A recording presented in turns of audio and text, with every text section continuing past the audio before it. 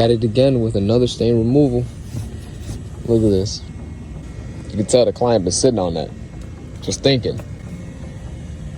To a lot of folks, especially when we arrive to our clients, they don't typically have an idea of how to get stains. Sometimes it's a situation where they'll just call us, hey, you know, we'd like to hire you guys, get some stains out. And in a way, making these videos for them to kind of have a brief understanding on what we are doing and kind of show them that, hey, you yourself can do this at home too. So I will be going through some chemical usage today, just to give y'all a good idea of what I'll be doing, and also a quick process demonstration on how I do it. Volume of just stains here. So yeah, let me go ahead and get right into it, and I will go through just bit by bit on how today's process will be, and so that way you guys will have a good understanding of how to tackle this kind of stuff at home yourself. So now I am going to get into the process of getting these stains up. I got my stain removal.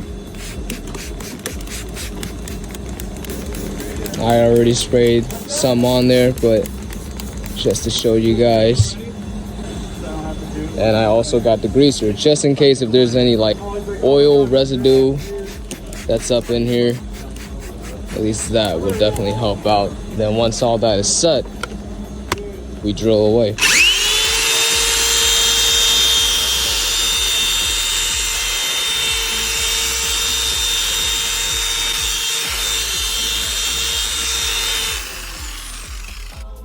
Go with the stains there and there. This will be extracted after, but given that we're really digging towards the top layer, so that way all that stuff get picked up, at least letting the solution do its job, that will help us getting a better fine surface onto the seats, especially for the stains. So I'm gonna go ahead and finish this here. Once I do, generally, all this will turn into this.